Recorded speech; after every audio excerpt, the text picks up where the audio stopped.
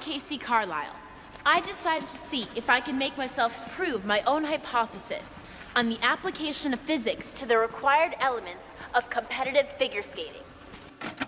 Welcome to the Graveyard Slot, where we talk about movies past their prime time. Here, we revisit old favorites with a fresh perspective to see if they deserve more credit or if they should stay buried. I'm Sohini. And I'm Sarah, and today we're talking about Ice Princess. Ice Princess follows Casey Carlisle, a junior who discovers a love for figure skating when conducting a physics project for a scholarship application. It was released in 2005, directed by Tim Fywell, and the story was actually by Meg Cabot, the writer of children's novels. The Princess Diaries. Yeah, she wrote The Princess Diaries. And there's actually a blog post by her from way back in 2004 talking about how this was basically the first time she was screenwriting and how much she hated it. And she talks about how the initial story she had sold to Disney was pretty different. So the story was initially, and I'm quoting her here, about a girl hockey player named Casey who moves to a new town so her hockey star brother can train for the Olympics and starts figure skating on the sly after she gets a job at the local rink concession stand and meets a bunch of figure skaters training for the Olympics. The love interest is the hunky Zamboni driver who also has a band. So they literally just kept her name and the hunky Zamboni driver. And the skating, I guess. And the skating. But yeah, she does talk about how she's really happy that they kept the hunky Zamboni driver. I thought that was really interesting. I didn't realize this was Meg Cabot. Yeah, neither did I. And actually, it is really refreshing to see someone admitting that they tried their hand at something and didn't really enjoy it, because I feel like there are so many public figures these days who want to try everything, and not necessarily because they're particularly interested in it, more for the money, but then they also pretend like it's been their lifelong passion to write a book or whatever it is. And it gets tiring after a while. Yeah, for sure. And she talks about how, after she hands it off, she knows that the production brought in like an actual screenwriter to make it better. Didn't work. Wow. I guess we know how you feel about this movie. We haven't even started, and I've just already started criticizing the movie. I mean, in a way, that is why we're here today, to maybe not criticize, but scrutinize the movie, because it actually happens to be one of Sarah's childhood favorites, and we both thought it was pretty fun when we watched it. So we wanted to see if the average ratings it's gotten are deserved. The individual reviews, some of them are so mean. I have to say, they have fun with the reviews. They really did. So I guess today we're going to set out to see if this movie deserves those pretty scathing to say the least. We want to see if the movie deserves them. For sure. I think the one that summed up my impression pretty well was one from Variety. It said, a savvier movie and script might have been able to mix some grays into its black and white palette. And I think this is my main issue with the movie. I think it takes a pretty good stab at exploring some interesting themes, but the way the movie is executed, the characterization, the script, I just wish there had been a bit more nuance to it. Yeah. Also, if we are talking about scathing reviews, I do want to mention one from the Houston Chronicle, which said, poor suffering child. If something doesn't change and fast, she might wind up studying physics at Harvard. Just like the horror. The right? horror. Yeah, I think I mostly agree, actually, except I think the bones are pretty clearly like delving into gray areas, but the script very much limits that structure and makes it black and white, where initially it had never been that way. Yeah, either way, the script is a big problem. Yeah. Well, the review I found was from LA Weekly, and it reads, Joan Cusack and Kim Cattrall bring some nice ambiguity to their thankless roles as the mothers, while pint-sized Kirsten Olsen and punked-out Juliana Canaroso, both professional skaters, leaven this Disney sugar plum with much-needed wit. The first thing I want to talk about is how I didn't realize that these two actors were actual skaters because they were actually the highlight of the movie for me in terms of acting. I'm like surprised. Next to the other actual actors, they were kind of better at some points. Yeah, even the actor for our main character. Sometimes I was like, please tone it down a little. So their acting was so good. I didn't even question the fact that they might not be professional actors. The only thing I could think was like, they're such good skaters, but I never for a second thought they were professional skaters because of how good they were in their roles. You're like, have they tried to do this thing professionally? Because I think they'd be pretty good at it. But the second thing here is the thing about the roles of mothers. Maybe it is the performance that injects this ambiguity and this complexity into the characters, but I think it's very much woven into the story because these two do such shitty things throughout the movie, and at some points we see them as the antagonist, but we're also supposed to make connections with them. We're supposed to build relationships with them and see their perspectives. And even after everything goes down, we just see them in a very human moment. And I really like the bit that we did get. Yeah, I think they did a pretty good job writing the characters of the mothers. I think they're sufficiently flawed that they come across as very human without us completely hating them. We can also sympathize with them and see where they're coming from. In that sense, they did a pretty good job of building these characters. I still have some issues with them that we can discuss later on. Yeah, I do as well. All right, well, let's just jump into it. We will be discussing this movie chronologically, as usual. And we open with Casey skating on a frozen pond. Right off the bat, the music is very front and center and undoubtedly early 2000s. I like that we start off by seeing Casey's reflection in the ice of the pond before we actually see her. I think it's pretty nice symbolism considering the whole film is Casey trying to figure out what her identity is. And in a way, it's like all she had to do was look down at the ice to find herself. That is a great read. I never noticed that. I do like that the first thing we do see her do is skating. Like, she does have a background in this. Yeah, the fact that she does ice skate in her free time makes it really believable that she would end up falling into figure skating. And I think it makes for kind of a realistic struggle as well, where, especially at the age Casey is at, where you're trying to decide what you're going to do with the rest of your life. It's like, are you going to pursue that traditional academic route, or are you going to pursue something that's more risky, but it's something that's close to your heart? So I think that makes for a pretty solid foundation to build off of. We even see this further on later, where she's watching skating competitions on TV and she's really into it, and contrasted with her friend who's only casually watching it, you see that this is an interest that she's always had, and she's always had this fascination with it. Right at the end of this scene, there's also a moment where her mom is watching her fondly as she skates, and she waits a moment before getting Casey's attention, which I thought was really sweet. And it's also such a simple and quick way of establishing their dynamic, you know, the fact that they're really close and that there's this fondness and love there. Yeah. But then we see Casey at school, and her teacher is talking to her while making toast using a contraption of burners and beakers and various supplies in the lab. Yeah, that cannot be safe nor hygienic.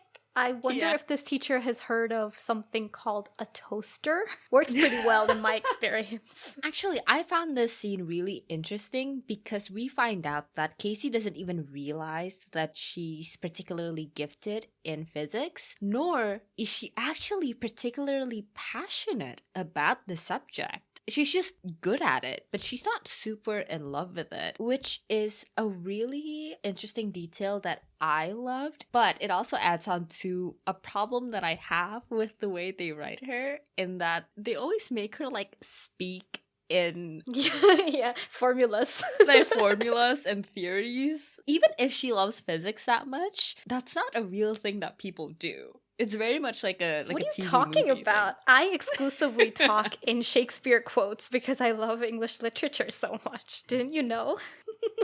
Yeah, that is a really good point. My question is, I can understand that maybe she's not particularly passionate about physics and she hasn't thought about making it her career, but wouldn't she know that she's good at it considering she does really well in school?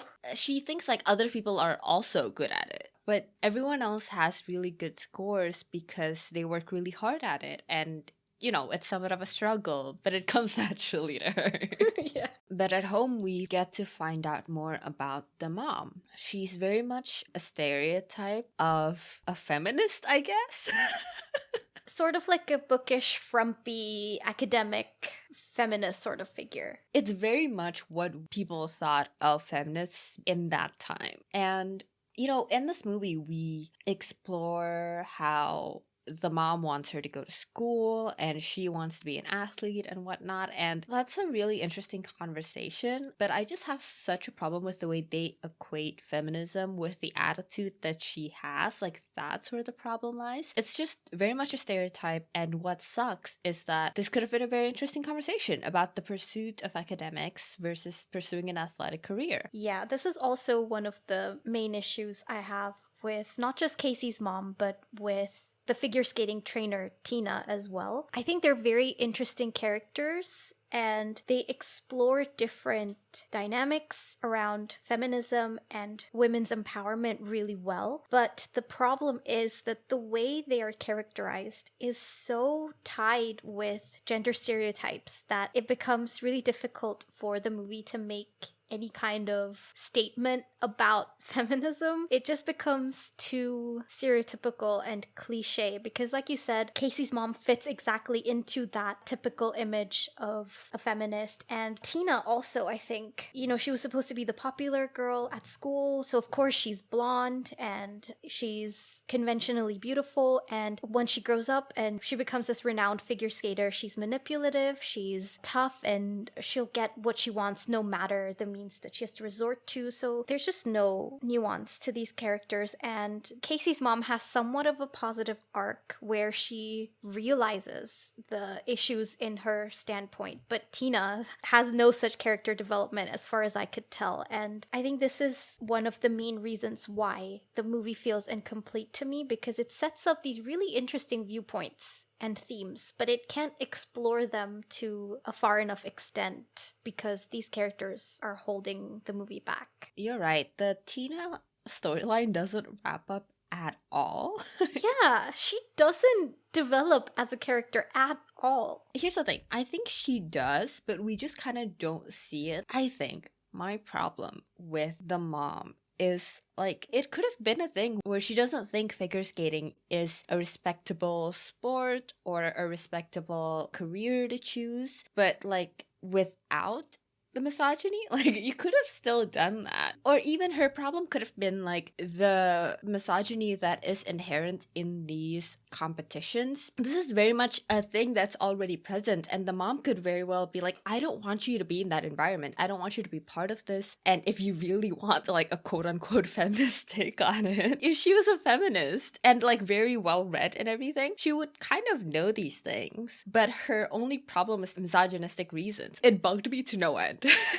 I can see where you're coming from, and I do like your suggestions of alternative conflicts that we could have had between Casey and her mom. The thing is, though, while I don't at all agree with anything that Casey's mom says, I can kind of see why she has that perspective, because she mentioned something when they're arguing about Tina training Casey. She says something like, no matter how old you get, you still hate the prom queen. There's this dichotomy, right, in society where if you're more academically inclined, you can't be beautiful and smart at the same time. And if you're beautiful, it's kind of assumed that you're not as smart. And so I can understand why Casey's mother has this sort of viewpoint where she's like, if we are to be taken seriously, we have to have a certain image, and if we're going to be perceived as intelligent, we can't go around looking sparkly and glamorous, So I understand that, and I think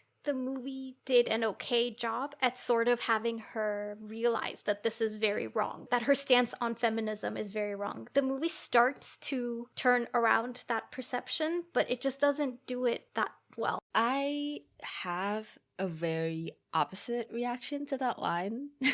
I found it really insulting that, like, we have this whole really complex, like, situation and conversation that's really interesting. And the writer boiled it down to this woman is jealous of a prettier woman because we all still hate the prom queen, right? And I'm like, that's not what this is at all. I was just like, especially that line, it happened within a scene where they were talking about real things. And the mom, like, made it about herself, which is a theme in this movie, but, like, it was already part of the relationship between Casey and her mom, like, with academics and everything. Like, you don't need to shoehorn, like, oh, I always hated the prom queen, but, like, it's such a childish and really sexist thing to say. Like, not like the characters being sexist because she is, but like the writing is really sexist. I absolutely see your point, actually. To me, initially, I was thinking it kind of makes sense because it's been Casey and her mom, just the two of them for so long. But when her mom feels like Casey's becoming more distant, she panics and thinks, you know, I don't have the same importance in my daughter's life anymore. So I got that. But actually, now that you mention it, I don't think the reaction would have been the same if Tina hadn't been Tina. If it had been like a dude coaching her, or if it had been someone with a different image, I think the reaction would have been very different. With this prom queen line and everything, you're right, that does reek of misogyny on the writer's part. And it very much is part of what they're dealing with in this relationship, that the mom does feel like her kid is growing more distant, and that's a real progression of a relationship between a mom and her kid, and it is touched on here, and that's what they should have focused on in place of the prom queen line. She could have even been like, oh, you want somebody who can teach you XYZ that I can't. Like, that feeling of inadequacy as a parent and fear of losing your daughter without making it about some petty high school bullshit. Like, dude, you're 45 years old. Grow up. Yeah, I agree with you. But following this, we see Casey watching the skating competition that we mentioned earlier. And this is when she realizes that there must be some kind of formula or explanation using physics that details the movement of a figure skater. And that will be her special project for the scholarship application that her teacher is helping her with. I feel like she came across that solution pretty quickly. Like, she was debating about what she should do the project on for a couple of minutes, and then she's like, aha. It was very fast. I think it would be fine, except this is sort of a recurring thing throughout the movie where her issues become quite easily resolved. She doesn't know what to do for her project. She watches one thing on TV and she's got her genius idea. She's not able to observe the ice skaters. She conveniently has her babysitting recommendations on hand to prove how legit she is. She doesn't have enough money for figure skating lessons. She's immediately able to get a job. You know, it's all very problem solution. It's very formulaic. Pun intended. Sorry. Yeah, the movie does move very quickly, and it spans a long period of time, longer than I realized. Yeah. The pacing's weird now that I think about it, because I did not realize that it spanned so long. It's like 2 whole years of her life or something. Yeah. I don't mind, but I think this is a me thing, like how I really enjoyed Morning Glory, because that also spans a weird amount of time.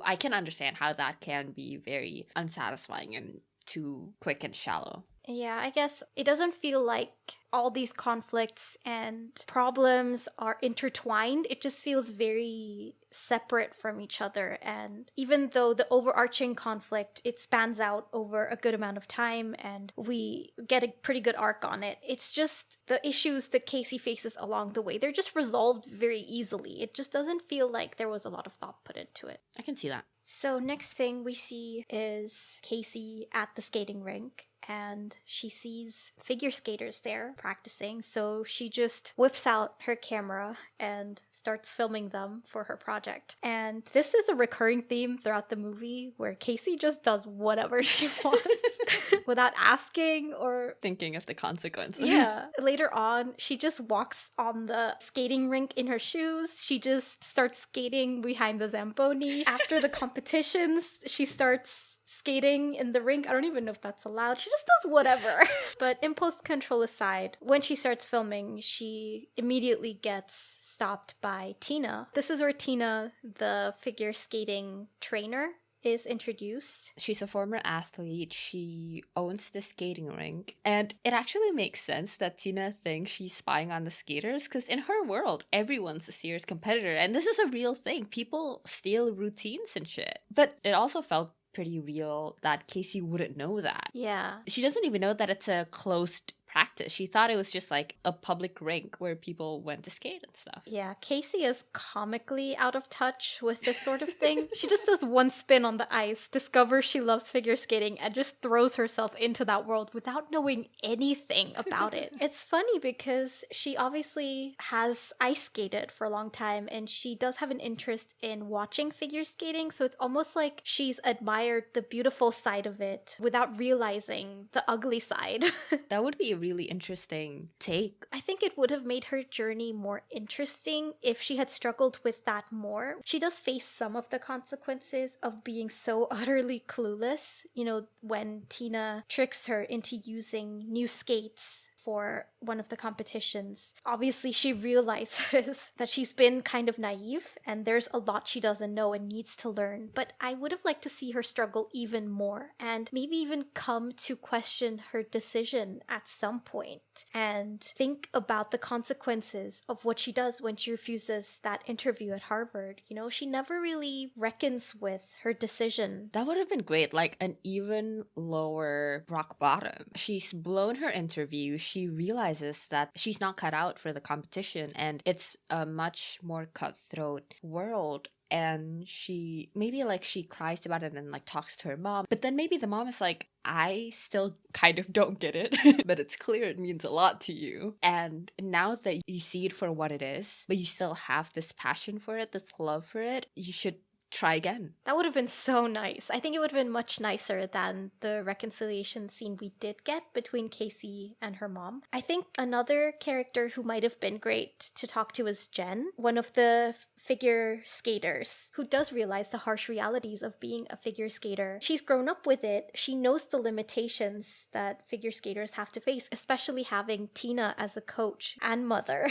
She doesn't let Jen take a break, even, have a burger because she's not losing enough calories. If anyone knows what it's like, both the good and the bad, it's Jen. And I think if Casey were to have this kind of revelation, Jen would have been a great character to guide her through it. Yeah, you're right. But speaking of Jen, she is one of the skaters there, along with two other characters who we'll see throughout the movie, Tiffany and Nikki, or as they like to call her, the jumping shrimp. Yeah, that's her stage name.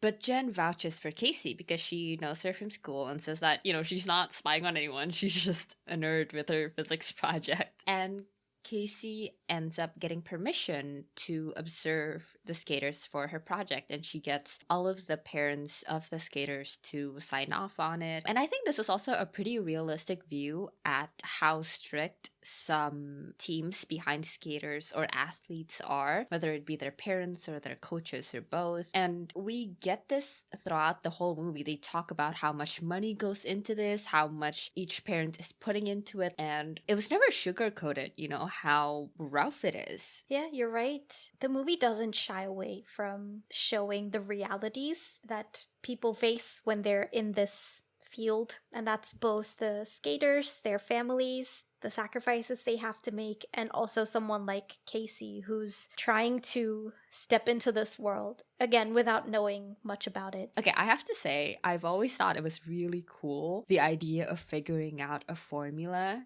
to figure skating. To me, that was one of the coolest parts of this movie, not even like the competitive skating part. I agree. I think it is a really interesting premise, and I was a bit surprised to see some reviewers sort of hating on the whole idea, but especially with something like figure skating, I think it's fair enough to say that it's an art form, but it also leverages physics to a great extent. So it's like a really interesting intersection between art and science, and for Casey to approach it from the scientific point of view. And then there was also this brief moment where Tina was trying to discredit Casey's accomplishment when she did a particularly complex move by saying it was that formula, and it was a really interesting theme. And if you are using this sort of formula and approaching it from that scientific point of view, does that take away from your effort? I think this premise sets us up to explore some really interesting themes. If you look at this movie in a macro sense, it's really interesting. It's just like kind of falls apart if you look at it too closely.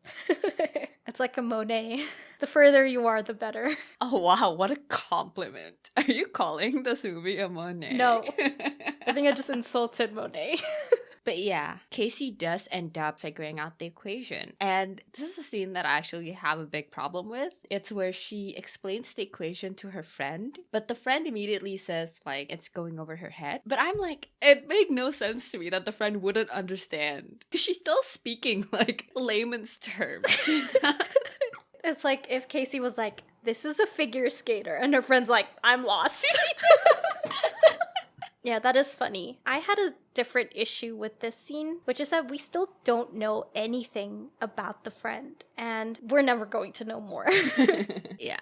I think this is just one of my pet peeves. When in stories, you have the best friend who's just there to support the main character, and that's it. It's like their only purpose to live is to help their friend, and there's no other aspect to their life. Because if you take out this character from the story, is anything gonna change? No. It would have been interesting maybe if she had contrasted Casey. Maybe she's really passionate about the thing that she's really good at, and that's academics, and she's really sure about the path she wants to take. So she could have served as a foil to Casey and her journey. I think that's a great idea, and it would have really highlighted how much, even though Casey is really good at physics, her heart just isn't in it, and how that's okay. Just because you're good at something doesn't mean that has to be your passion, which is also a very interesting conversation that is present in this movie. That was one of my favorite things about it, that she wasn't actually into physics, she's just good at it. And you're right, the best friend could have easily been that foil. Because then Casey has these two different examples in front of her, one who pursued academics and one who's pursued athletics, even though that's not something she wants to do. But we would have had a wider range of dynamics to contrast against Casey. Yeah, exactly. Because Jen is already her foil on one end, so the best friend could have easily been another one on the other side of things. But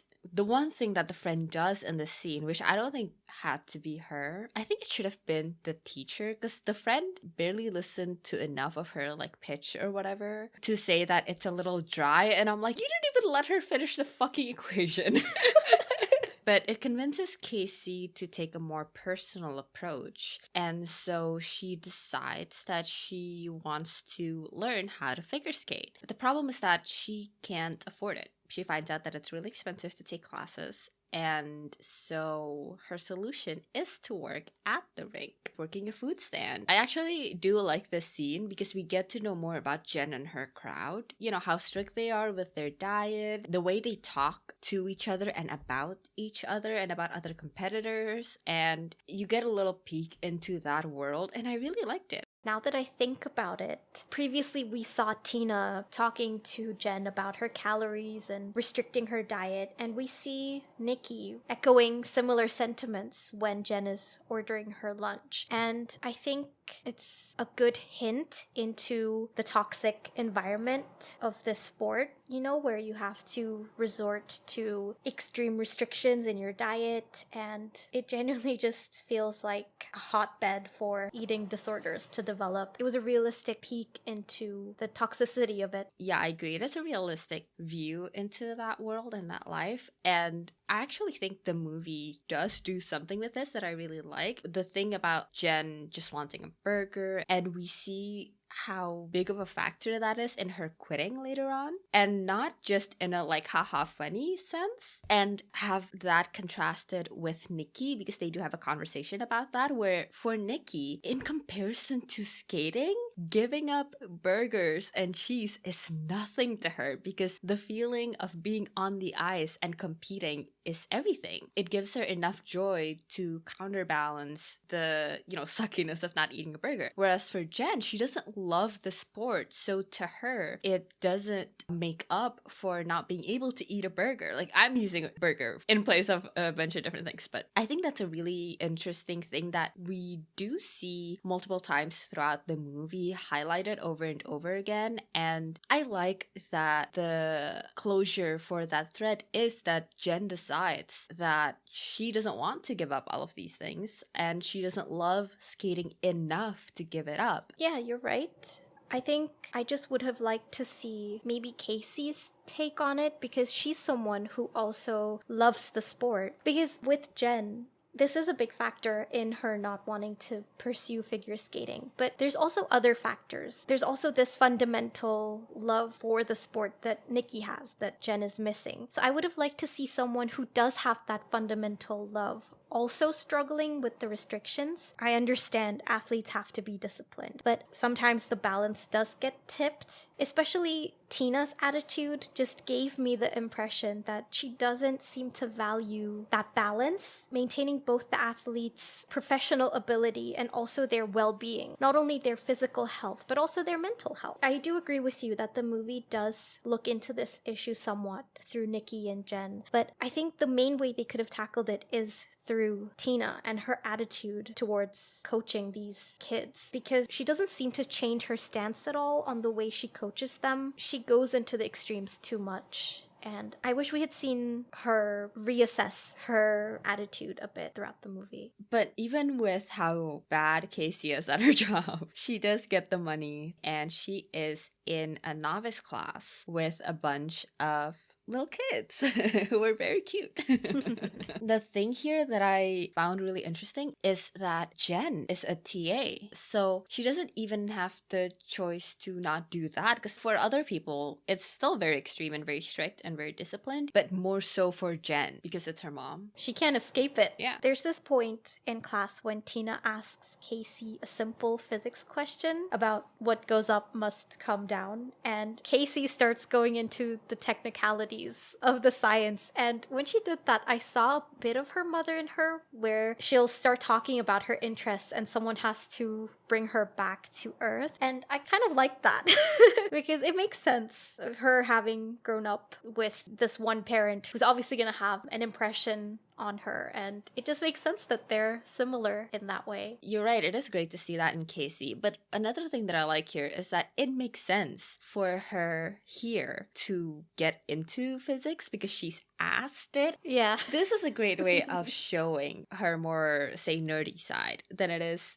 in the other instances. Mm-hmm. Another thing we see here is even in the novice class, you see how much work you have to put into figure skating. Like, one of the moves that Casey learns, someone tells her, like, now try that about 5,000 more times. And I just really liked how consistent the movie is about this. Even with how young these kids are, you see their parents are really intense. This is another thing about Tina and Jen. Like, she very much is a stage mom. It's like the only thing she values about her kid is her ability to skate, and that's a big factor of why their relationship isn't great. Yeah, you're right. I think the only interactions they have in the movie revolve around ice skating. The part that really struck me was how the mom doesn't even care that, like, Jen can't do math. Right? Her figure skating just takes precedence over everything. And it's not at all that it's just like all of her free time is taken up by skating. It is all of her time. Like, her primary schooling is taken away for skating. In a way, Casey and Jen are in very similar situations where their parents are determining their course in life and not leaving any choice up to them. Because while Casey's mom is forcing her into academics and just assuming that she's gonna go to Harvard like they've always planned, Jen's mom is the same, but like with an opposite stance towards academics, where it just doesn't matter because obviously she's gonna go into figure skating, obviously she's gonna become an athlete, so her grades don't matter. I really like Jen's character. I do too. But the person we meet is actually her brother, the Zamboni guy, whose name is Teddy, and Casey. Oh, Casey, do whatever I want, Carlisle. yes. She skates right behind the Zamboni and scratches up the smooth ice. And I'm like, it's not an etiquette that only skaters know. Like, you wouldn't see someone like mopping the hallway and then you're like, oh, I've got mud on my shoes. Let's try to draw pictures. Yeah, it was very inconsiderate of her. But in a way, I can kind of see how it falls in line with her character because she just gets so carried away. Her excuse is that she's never skated on such smooth ice before. And that actually makes so much sense in the fact that she just saw this glistening, clean ice and just got carried away by it. Again, it's like her only focusing on the beautiful aspects of the sport. Yeah, but we see them bond. They flirt a little. And she falls and breaks the padding that they had to wear during training. That's so embarrassing. Honestly, I would evaporate if that happened to me, like on the spot. I'm never seeing this person again. Honestly, it felt real to me. Absolutely. She tries to clean it up, but she only picks up about 3 pieces of styrofoam and then she just fumbles and just makes a quick exit. It's all so painful. I can't. You can't recover from that. Even if I had been considering a career like Casey's at that moment, I'm like, nope, I'm going to Harvard. This is it. I can never return here. Getting into Harvard is easier than facing Teddy again. Yeah, absolutely. So at one point, we see Casey's mom coming in while she's working on her project. She's just checking in and they have a conversation about figure skating. And her mom basically talks about figure skating in a really disparaging way. Her take on the quote, twinkly little outfits and how she thinks they set us back 50 years was just no. She's got such a stereotypical pseudo-feminist stance. And I do think that makes for an interesting dynamic between her and Tina, because Tina is actually quite similar to Casey's mom in that she followed her passions with determination, except she chose a very different path. And I think it would have been really interesting to have these characters interact more and come to a realization about these very wrong perceptions that they've been holding on to all this time, informed by these unfortunate experiences that they've had in their past. It would have been great to see them letting these very backwards takes go, but I don't know that we get that. Yeah, the one scene that we get between them was excellent, and I wish we had just gone more of a relationship between those two. But yeah, the part that really struck me when the mom says really disparaging things about skating is that you kind of see how Casey kind of closes up and, you know, stops talking about it with her mom, and it just goes to show kids really can tell if a parent feels a certain way about their interests or a part of themselves or whatever, you know? It's very much blamed to somebody who is sensitive to that, like to Casey, who does have a love for the sport, because to Casey, this is a part of herself that her mom will never be able to accept, and to her, it's such a big thing, whereas to the mom, it's just an aside that she doesn't even think much about. Yeah, that's a really good observation, and I think it does a good job of showing how your loved ones can also sometimes hurt you unintentionally, because her mom really doesn't put much thought behind it. It doesn't even occur to her that Casey could be thinking about pursuing figure skating. She just sort of assumes that Casey is happy with everything that they've got planned. And it's so ingrained into the mom's attitude that Casey even knows from the get-go that she has to hide the fact that she's taking lessons. And, you know, it's hurtful because of how much she loves her mom. Yeah, I think it works especially well because there's been this loving relationship that's established between them from the very start. It just makes it even more impactful. But at the end of the course, Casey now is filming the video for her scholarship application. And this is the moment where she discovers a love for skating, and she discovers how it makes makes her feel. And I quite like this scene, discovering like something that makes you feel alive finally. It's definitely more on the over the top side, but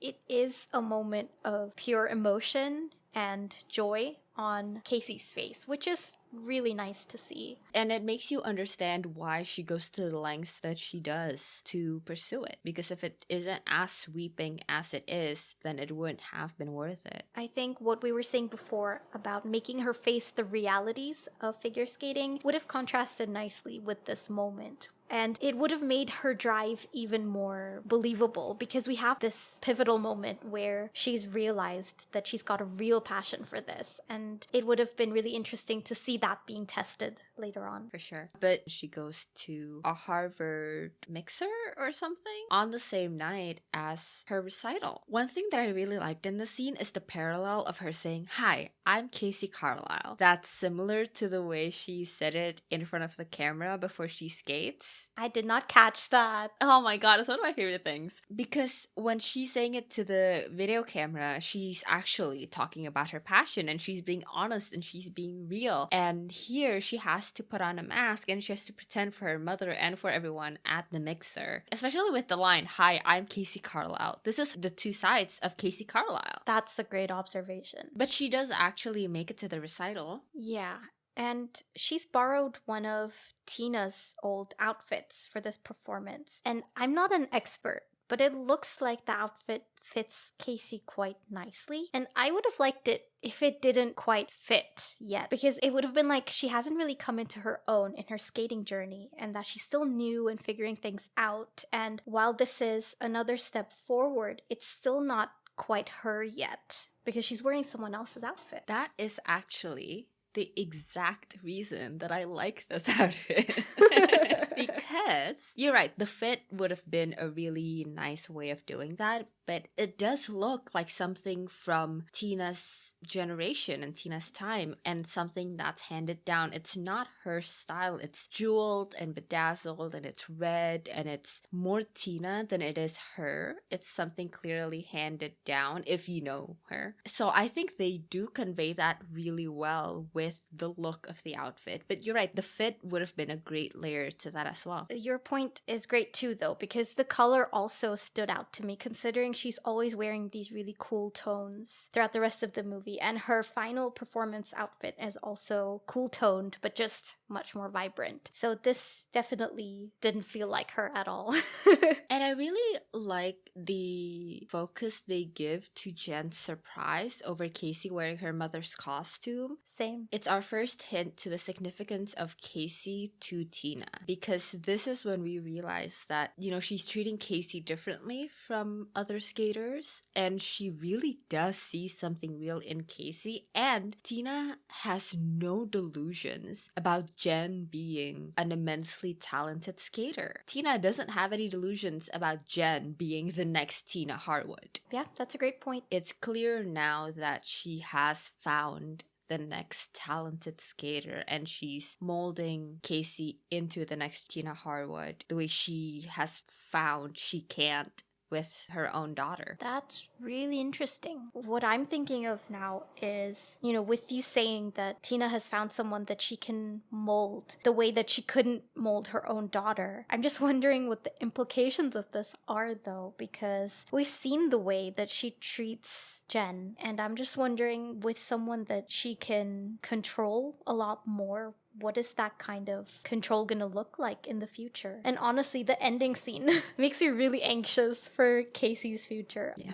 Right before the recital starts, we get the shot of all the students lined up and waiting to enter the ice rink. And I really like the contrast between the other students whispering amongst themselves and Casey's just standing there by herself. And in any situation, her age is enough to have her stand out among these kids, but in this context especially, it highlights that Casey is an anomaly because everyone in the field is starting off at a much younger age than she is. Yeah, it was really interesting. And also, she does seem really nervous before the routine starts, and she just all of a sudden becomes fine. But I think I would have liked to see a little detail here about what calms her down. Maybe it's the feel of the ice against her skates, or the feeling of gliding, something that causes her nerves to calm down, and then we can see that she's really at home on the ice. That would have been nice. Because the only thing we get is Tina telling her to take a deep breath. Yeah, you're right. That would have been a really nice moment to see her gain a moment of clarity on the ice. We have that moment where she executes the spin perfectly for the first time, where it's like a realization that this is what she wants to do. But this is like right before a performance, which is a completely different environment than what she's used to, you know? She's been skating all alone on a pond. So this is a very different environment that she's in. So it would have been nice to have her return to some kind of familiarity about the ice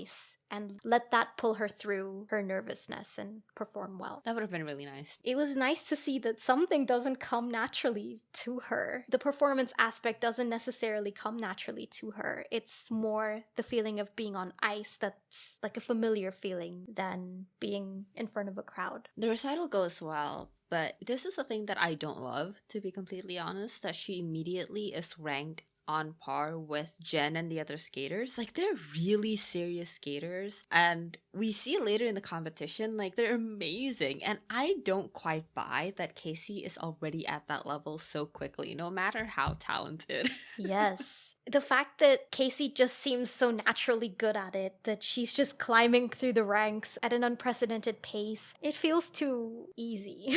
I guess it depends on your stance on whether people have innate talent at something or whether what matters more is a talent or hard work. And my point is that Casey does work hard, but I just don't know how I feel about her success, mainly because I think it's being chalked up to her being innately talented, and Casey just hasn't been training as long and hard as these pro skaters have been. It's hard to say how much of success is talent and how much is hard work, but I just personally don't appreciate the insinuation that raw talent is the main driving force behind Casey's success in her figure skating and leading to her becoming a professional athlete. I agree with you, but I don't think even that they're suggesting that it is like innate talent. Like, I think you are supposed to think that she's worked really hard and stuff. No matter how hard she works, she won't have worked as hard as these other skaters have because they've been doing this basically their entire lives. She can't make up all those hours. And the fact that she is catching up to them despite not having done, I'm pretty sure, even half the training that they have, I think is just leaning towards the fact that she's just got an inclination for it. And I think Tina does say something to that effect when she's talking to Joan. It's just, to me, even if she does have that talent, to shape that into something that's good enough to be a professional ice skater would take much longer. But my problem isn't even like the movie makes her suddenly really good, as good as the pro skaters. I'm literally saying that she isn't good enough. Like, we saw the routine. And then we see later in the competition the routines that those pro skaters do, and it's insane. And we saw the recital routine that she did. So I was just confused. I was like, is it that easy to get the same ranking as the pro skaters? So that was my problem with it. It's not that the movie makes her really good, but she's just not good. Yeah, she's not good. I think they failed at showing that she is great at skating. I feel like there's a missing piece here. It felt weird to me that it's her first recital and then suddenly like she's on the same ranking as the pro skaters. Yeah, I get that. But yeah, in the aftermath of this performance, I guess Casey starts to see a real future for herself in this field, but Tina discourages her and tells her that she doesn't have the means to compete because it's not just talent that matters. She's also going to need all these other resources, a manager, a sponsor, etc., etc. And she hides it behind the, you have to want it, you can't just do it on a whim. But ultimately, what she's saying is that you have to be rich. And again, I think it's a nice insight into this field. And she's right. It is a very privileged position to be able to do this. And it is like, even though it's not nice or whatever, and she words it in a way that is a little like harsh, but it is a little bit about respect. Like, Casey, you can't just on a whim decide to want to compete professionally. The fact that she has to explain this to Casey, like, I understand why Tina is so harsh with it. And at the end, she does soften up a bit and say, look, I'm sorry, but that's just the way it is. And it's all very true. Obviously, like, we know later on, she definitely manipulates Casey to do one thing or another. But at this juncture, I don't think this was really anything to do with her own interests. I like that it's both things, that they're highlighting the realities that you have to have certain privileges to be able to pursue this sport. But it's also, as you said, it's a very legitimate reason concerning respect for the sport. And it's not just about wanting something as well. I think that's the part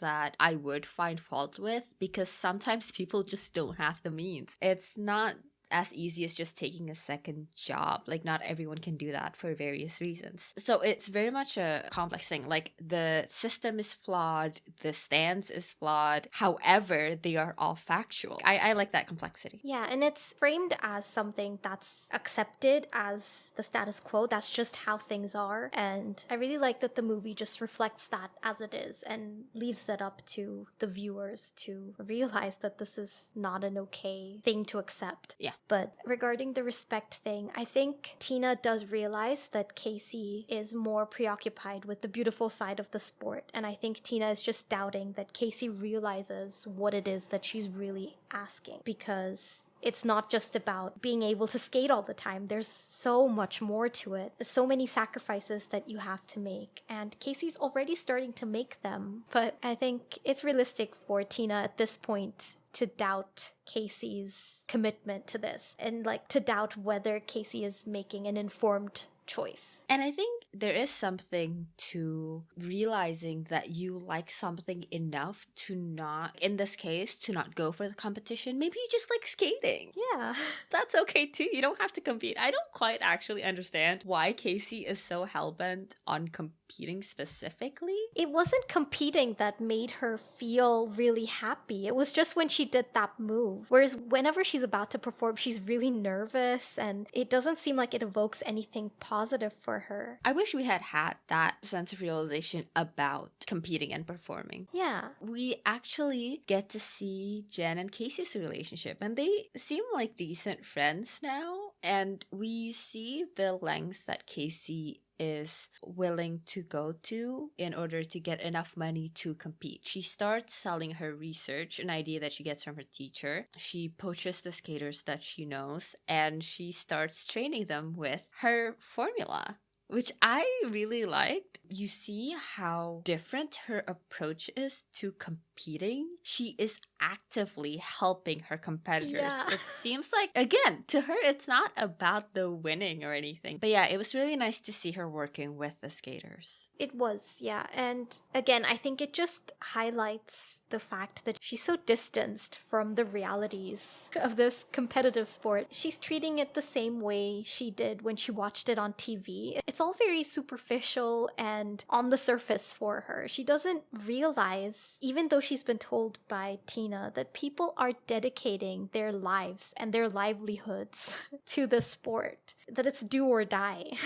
Yeah. But what I enjoy seeing more is when Casey is actually skating just for herself compared to when she's trying this whole competition thing. Because we do get these intermittent scenes where she's back at the pond behind her house, and it cements this belief in us that this really is a passion of hers. And I really like the contrast of the quieter moments compared to the more dramatic moments. And it convinces me even further that the more she gets into this competitive field, the more she realizes that this is not what I wanted. Yeah. This is not what made me happy initially. It was just the fact that she had the freedom that she gets on ice, and the actual sport is full of limitations. Now that we've talked about it, I think the biggest fault of the movie is that they don't recognize a difference between loving skating and loving competitive skating. And I think it would have been a much more nuanced and much more interesting take if Casey does decide to step away from competitive skating. She even says to Tina that she wants to give it a try, because even if it ends up that she doesn't pursue this, it's not because she didn't try. And it would have been equally fulfilling if she had decided to let this go, even more so, I think. Yeah. I also want to backtrack a little. Right before she starts helping people with her science project, there's this scene where Casey's working on her homework and her mom cleans up after her and she puts her skates in the closet. I think we both got the same impression that this movie is quite queer-coded. Yeah. She puts the skates in the closet. It can't get any more explicit than that. I totally agree. And it's like this journey of like, she's kind of already showing her mom her interests and this side of her, even if she hasn't said it explicitly, even if she hasn't said, oh, I want to skate competitively. She has shown the side of her, and her mother, because of her prejudices, is actively turning a blind eye to it, is constantly throwing little asides. Yeah, she literally said that if Casey were to wear a figure skating outfit that she would cry. And when Casey tells her to come watch her figure skate, her mom is like, I can't, don't ask me. And it's like, she's not asking that much of you. It's such a 1-to-1 allegory. Exactly. Including when Casey first has that moment of realization that figure skating is what she wants to pursue. That was the moment it struck me that maybe this story has certain layers. I don't know whether intentional or not. It's so, like, not even a reach. Another way we could look at this scene is as if Casey's mom is cleaning up after her mess, which is the mindset that she very much has, that Casey is deviating from the plan that they've built together, that she's creating a mess by not following it, and it's up to her mom to fix things, basically. For sure. Sorry, going back to the queer reading of this film, but like we talked about this when we were watching it, how our first introduction to Jen Yeah. Yeah. is Casey basically like ogling her, and it's very much like, okay, so she's in love with the popular girl, that's what's happening. It really seems like that, because the way she's looking at her, it looks like she's enchanted, and it's the way normally a love interest would be introduced at this point. And actually, in that case, I guess she's not really interested in Teddy at all. She just wants his job so that she can hang out at the rink the whole time. She's just trying to sabotage him. It's also really funny, actually, now that you mention it, that it's Teddy and he's Jen's brother. He's just supposed to be a stand-in, like a heteronormative stand-in for Jen. You're right. On a similar note, when the mom actually catches her at the ice rink, there's this moment where the mom makes a comment to Tina about, the little outfits that figure skaters wear that Tina wore when she was competing. You see that Casey looks so horrified and embarrassed, and I thought that was a really nice moment. She throws Tina an apologetic look, and the mom reacts to that as well, where she's like, my kid has this relationship with Tina Harwood where I'm excluded from that understanding. And it is a really nice dynamic. And it's really interesting to me that there is a larger focus on Casey being really apologetic about the mom's attitude than it is about her fear of the mom finding out, which I thought was a really nice angle to take in this moment.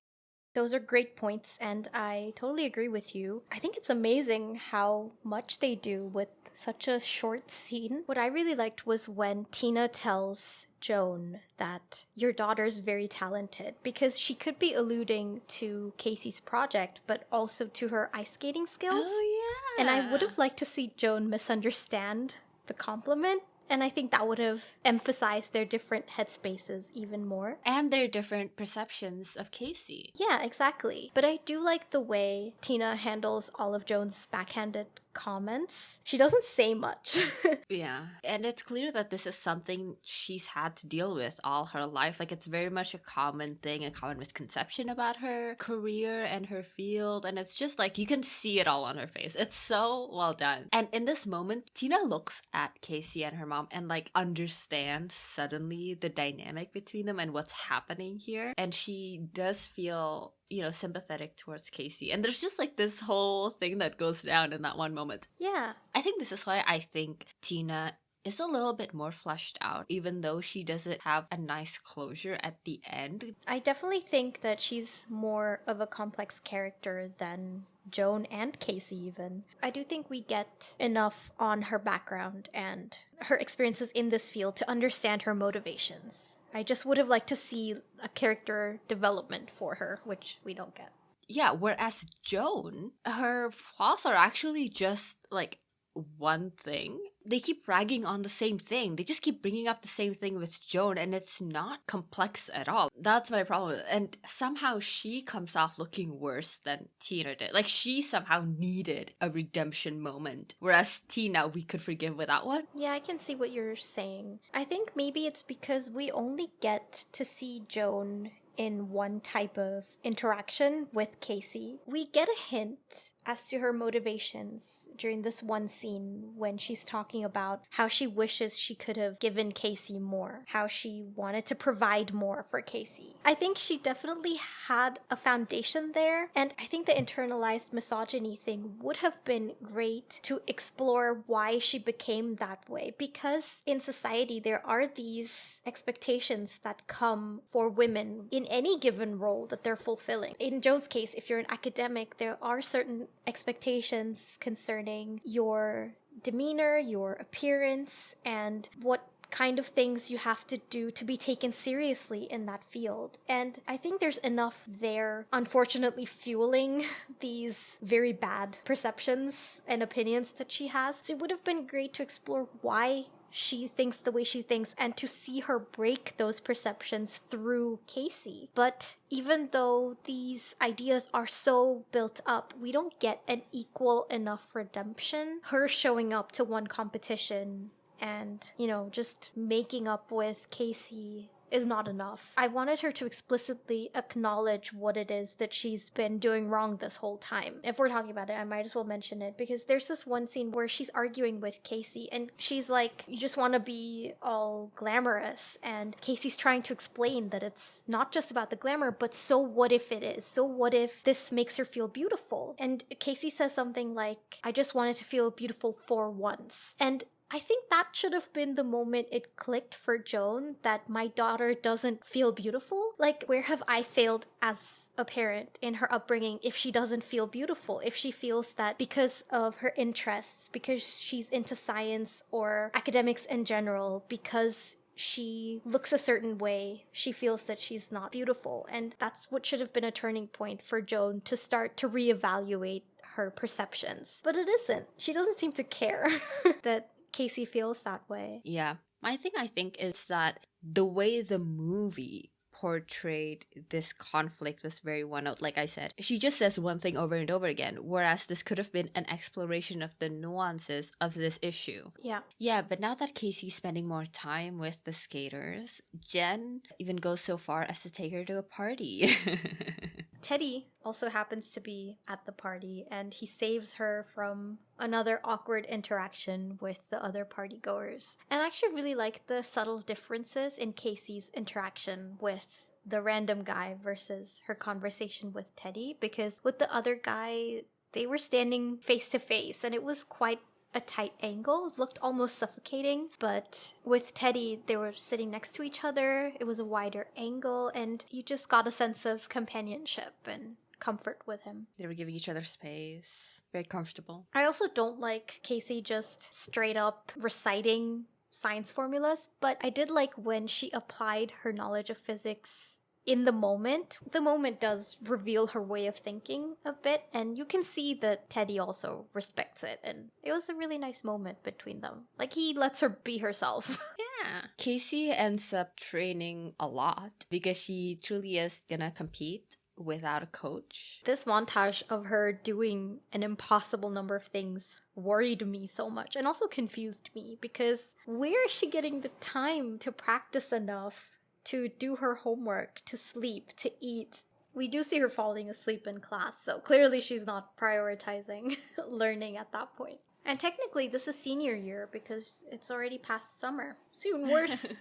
But we finally get a confrontation between Casey and her mom because Casey hasn't been around almost at all. And I actually really like this line that the mom says because Casey has been lying and saying that she's tutoring somebody. And the mom is like, she calls Casey's student the dumbest ninth grader on the planet. Like, I would also be suspicious if Casey had said, like, oh, I'm tutoring the one kid every day for 6 hours a day. And she's like, my friend is tutoring too. And it's like, she's also tutoring the same kid. guy. He's got like 15 tutors. We all take shifts. Yeah. I think this is where we start to understand Joan's motivations a bit. I liked Joan's argument. She talks about how she hasn't been able to provide for Casey the way she wanted to. And I love these lines between the two of them where Casey is telling her there's nothing wrong with the way they live. You know, Joan's given her everything. And it taps into Joan's feeling of inadequacy. And for Casey, somebody who's only known this life, who loves her mom so much, that's complete bullshit because it very much is fueled by Joan's own insecurities about how her life has turned out. And that would have been a great motivation for why she's been acting the way she has, why she's so against this idea of Casey pursuing, an athletic career. And it's a great parallel to Tina because this means that their motivations and their actions are very similarly tied into the path that their respective lives have taken that they wouldn't have wanted for themselves or their kids. Yeah, it's like they're both using their daughters to retrace their own path. I like the scene. To me, this scene is more so blatantly queer than the skates in the closet scene. The scene was so scary because Casey is so caught off guard. This isn't Casey voluntarily sharing this part of her life with her mother. It's her mother catching her out. Yeah, with the closet, it was more her mom just being in denial, I think. But this is the moment of discovery. So, of course, it's a lot more serious and scary. Yeah. I do want to say in this scene, when the figure skating outfit comes out of Casey's bag, I really like the contrast between Casey's regular clothes and the muted color palette compared to the screaming red of the figure skating outfit. It's the extreme of her mom's expectations because her mom is seeing Casey change day by day, and this is the very limit of that. Even more so because it's Tina's outfit. It very much is seeing Casey turn into Tina. Again, I love the choice of the style and the colors. It just works so well in the scene. And yeah, it's really well shot too when you see it spilling out of her bag. But Casey ends up going to compete. I love that we see Nikki's sweatshirt. It says Nikki, and her mom's says Nikki's mom. Relating to what we were talking about before, how parents put so much into this, and it's almost like her mom's entire life is just to do with Nikki and her performance specifically, her career as a figure skater. Yeah. It is really interesting though, because she even talks about her family applying for a patent for the phrase jumping shrimp or something to that effect. I thought that was really fun and interesting. I don't know, I really like Nikki as a character. She's almost like a caricature, but it works. And the actor did such a great job. Another detail that I really like is when they're actually at the, arena, I quite like how almost violent they make these competitors act with each other. Yeah, and it's relentless, really. It's not just psychological warfare, it's physical warfare. Yeah. But even Zoe is nice to Casey after the incident with the ice skates. Even she gives her advice, even though they're competitors. So in that light, when we look at Tina, I think she's just so horrible because she knows the kind of pain that Casey would go through skating on new skates, but she has no remorse for her actions. I think she's just kind of terrible.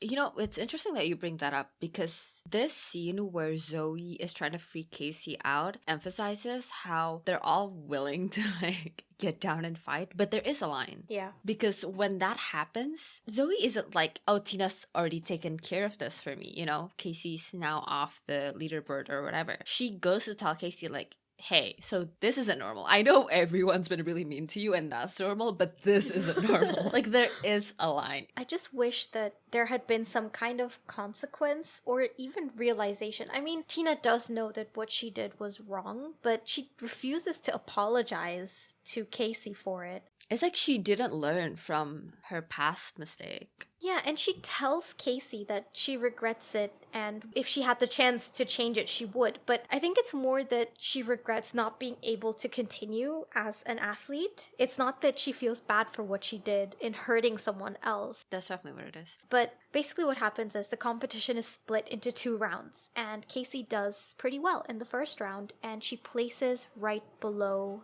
Jen. And this makes Tina nervous because she feels like Casey is edging in on Jen's territory, so she basically sabotages Casey by buying her new skates because Casey doesn't know you're supposed to break them in before you use them, and Casey ends up messing up her routine and her feet get real painful looking.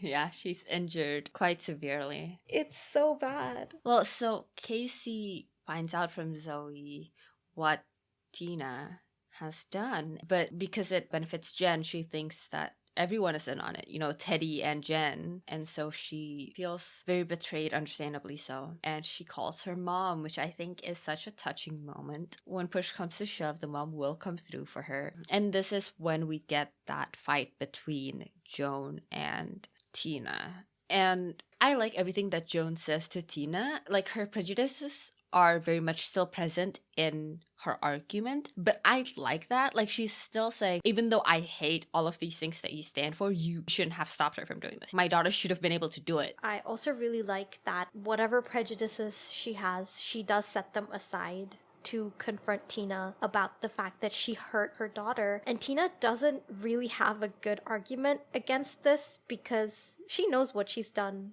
is wrong.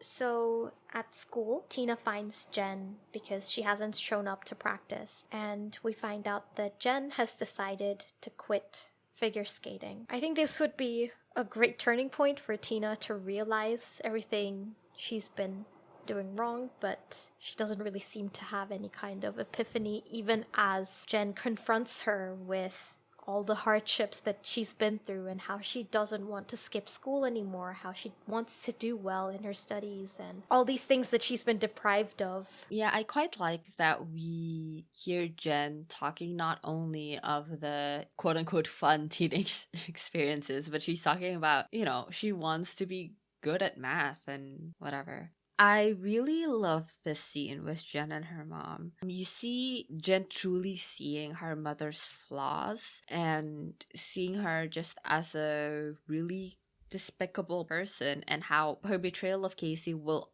always shape the way Jen sees her mother. And I think the actor does such a good job in the scene. I think Jen is portrayed really well throughout the whole movie, but especially in the scene. Yeah, she nailed it. Tina also, I love the scene for her as well because she tries to make light of what she's done in regards to the way she treats her daughter, and Jen just completely shuts it down. What I love here is seeing Tina really stripped bare for her daughter's eyes, and being a mother and realizing that your child is suddenly seeing all the flaws that you have, and she tries to take back that control, right? She tries to twist the reality of things and tell Jen that, oh, it's not that bad. We've just overworked you a little. We can fix this. But Jen isn't buying it at all because Tina's lost that control of her daughter because her daughter can now see the truly flawed human that she is. And it's just a really heartbreaking moment, and it's really beautifully done by both actors. Tina looks so vulnerable in this scene. And when she leaves, it's very much a moment of like, I have to get out of here because I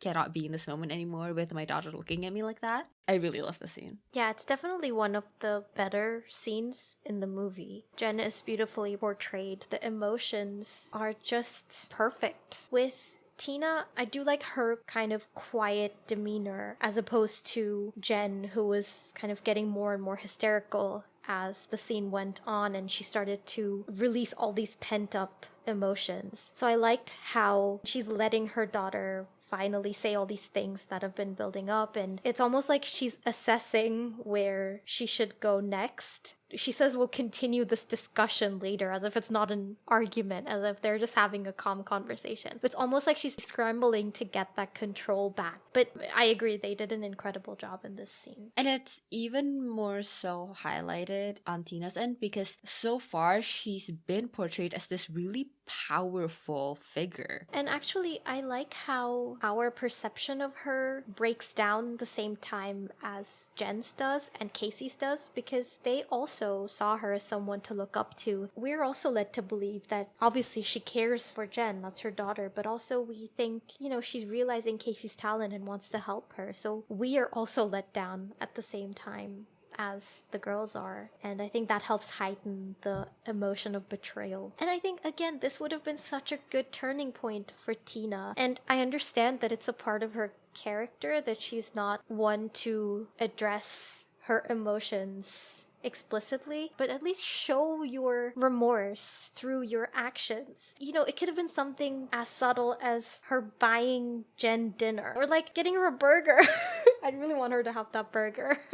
That would have been a great closing thing. Or her, going to the rink the next day and she just automatically assumes the trainer position for Casey. And it's like, it's not something we even have to talk about. I'm just going to help you through this. That's the least I can do for you. And you don't even have to address it. Just do it. Instead, we get this whole scene where Casey has to convince Tina to coach her, and Tina's all like, if you're here for an apology, you're not getting one. And it just cements her as someone so obstinate that even after this heartbreaking scene, she just reverts back to the way she was. She just seems incapable of change. Yeah, you're right. Her quote-unquote apology should have been her volunteering to coach Casey towards the finals. But yeah, this is basically all the closure that we get. But yeah, if it ends here, then we're to believe that this is Tina's moment of realization and she changes. Except that we get more of Tina and she hasn't changed.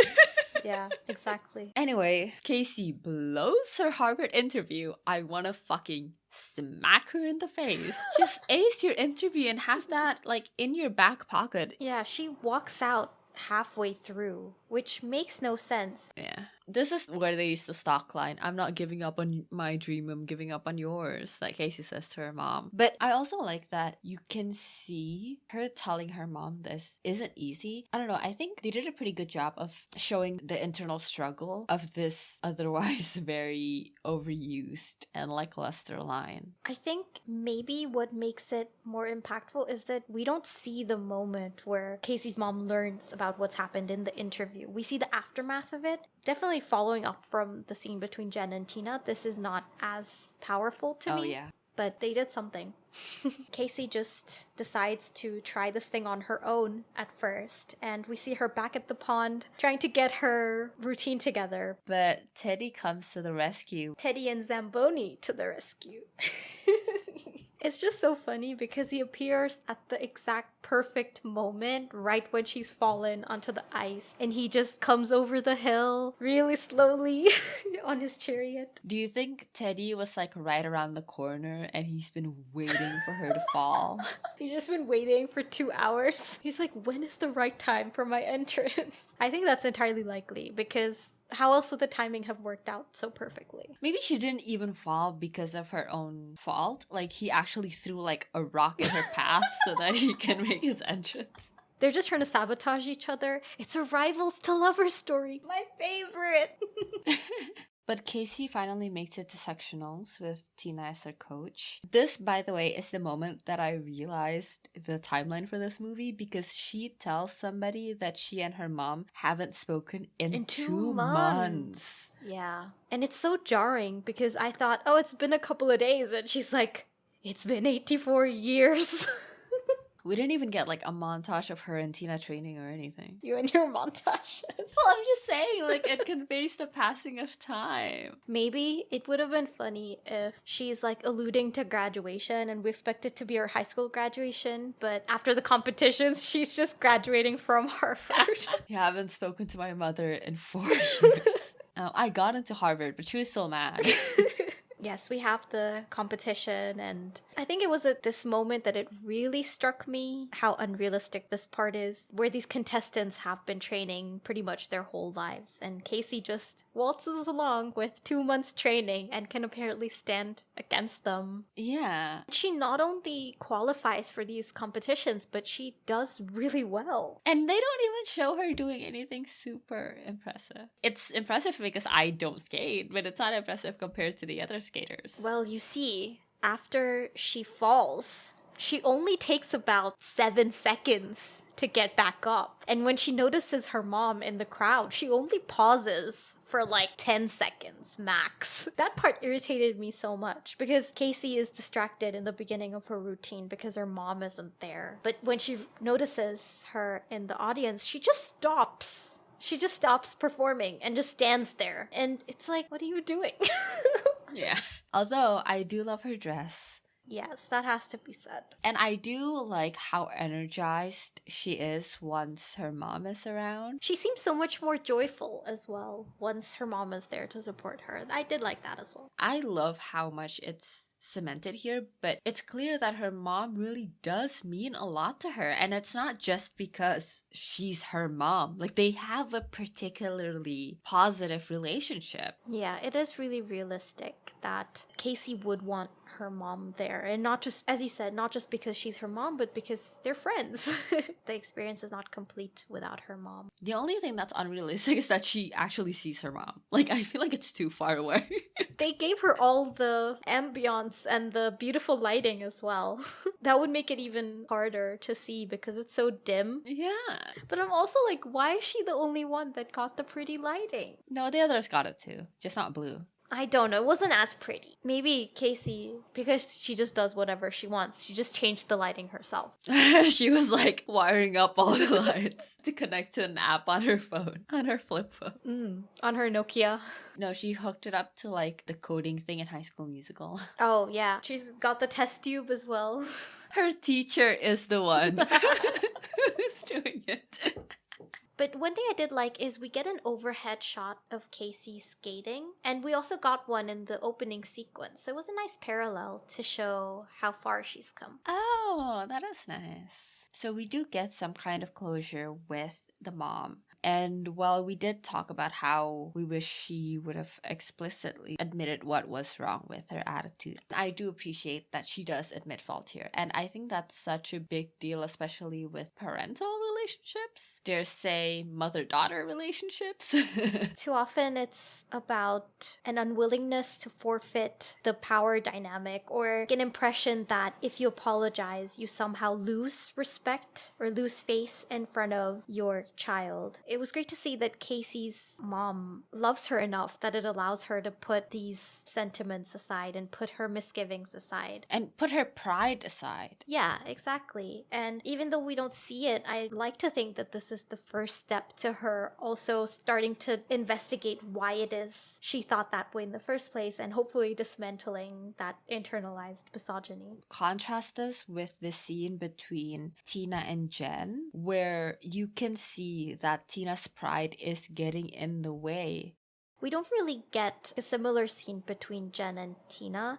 There's kind of a sweet moment when they're both watching Casey and her mom, and Tina is really nervous and takes her daughter's hand for comfort, and that's nice. But what happened in between? Because in the earlier scene, they were just arguing. Yeah, I think Tina is just the kind of mom that will never forfeit that power.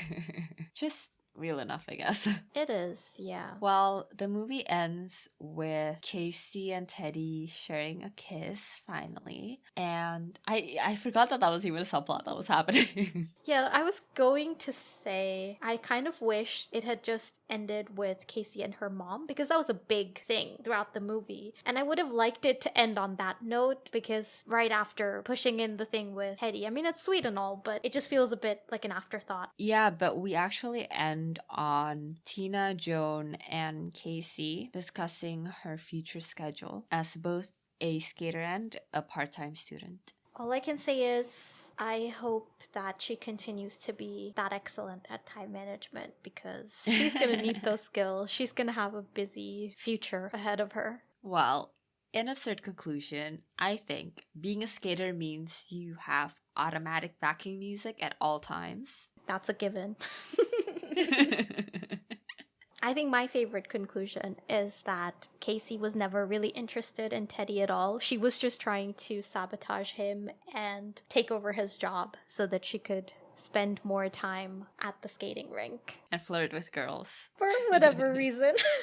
Maybe it was to observe them for scientific reasons. Maybe it was to observe them for romantic reasons. And finally, Teddy was hiding in his Zamboni all along.